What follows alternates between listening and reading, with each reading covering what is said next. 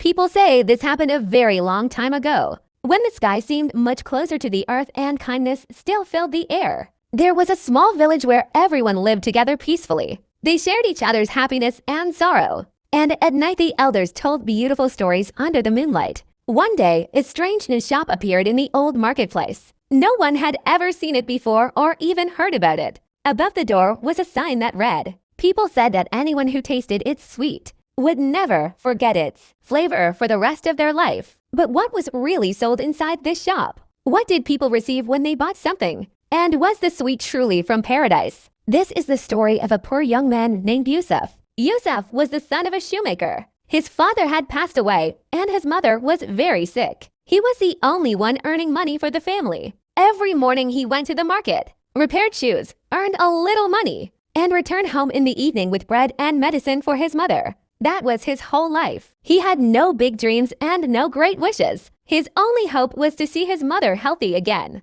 People looked at Yusuf with pity and said, "Poor boy, his father is gone, and soon he may lose his mother too." But Yusuf never begged anyone for help. His hands were full of hard work, and his eyes still carried hope, even after long days of struggle. One day, while walking through the market, Yusuf noticed a large crowd. Some people were laughing, some looked surprised, others were whispering to each other. When he moved closer, he saw a small shop that had never been there before. It had old stone walls, a wooden door, and a faded cloth sign with the words. People laughed and said, "Someone must be crazy to give a shop that name." Others said, "It's probably a trick to fool people." The door was closed, and no one had gone inside. Yusuf asked an old man, "Uncle, when did this shop appear?" The old man stroked his beard and replied, "When I woke up this morning, it was already here. Last night, there was nothing." Yusuf was shocked. How could a shop appear overnight?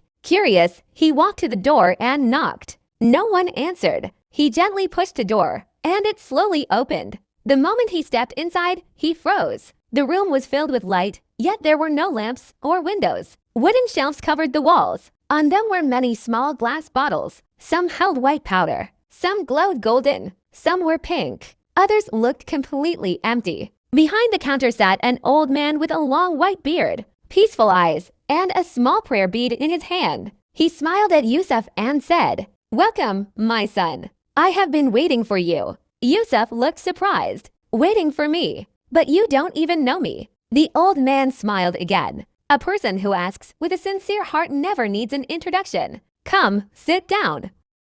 People laughed and said, "This man must be trying to fool people." But the shop's door was closed, and no one had gone inside. Yusuf asked an old man, "Uncle, when did this shop appear?" The old man stroked his beard and replied, "When I woke up this morning, it was already here. Last night, there was nothing." Yusuf was surprised. How could a shop appear overnight? He walked to the door and knocked, but no one answered. Then he gently pushed the door, and it slowly opened by itself. As soon as Yusuf stepped inside, he stopped in amazement. The shop was filled with light, but there were no lamps or candles. There were no windows, yet the whole place was bright. Old wooden shelves covered the walls, and on them were many small glass bottles. Every bottle was different. Some held white powder, some golden, some pink, and some looked completely empty. Behind the counter sat an old man with a white beard, peaceful eyes, and a small prayer bead in his hand. He smiled at Yusuf and said, "Welcome, my son. I have been waiting for you." Yusuf looked confused. "Waiting for me? But you don't even know me." The old man smiled again. "A person who asks with a sincere heart never needs to explain himself. Come, sit down." Yusuf sat down. His heart was full of questions, a little fear, and a strange feeling of hope. The old man asked, "Tell me, my son, what do you need?" Yusuf replied, "My mother is very sick. We have tried many medicines, but nothing has helped. I only want my mother to become healthy again." The old man looked at him carefully. Then he stood up, opened one of the shelves, and took out a small white bottle. Inside was a white sweet that looked like sugar, but it was not sugar. Its fragrance was unlike anything Yusuf had ever smelled. It was like flowers, like fresh rain, and something even more beautiful that words could not describe. The old man handed him the bottle and said, "Give this to your mother." But remember, everything in the shop of paradise has a price. Yusuf reached into his pocket.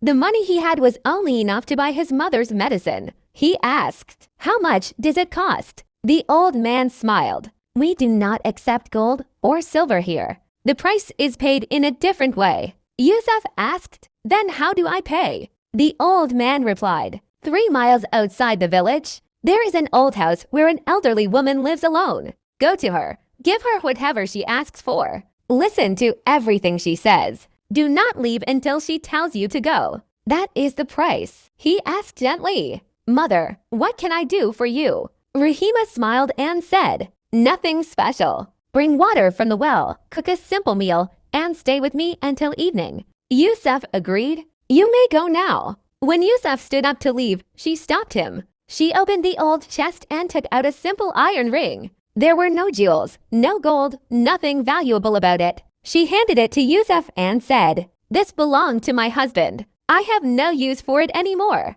Take it. Help you."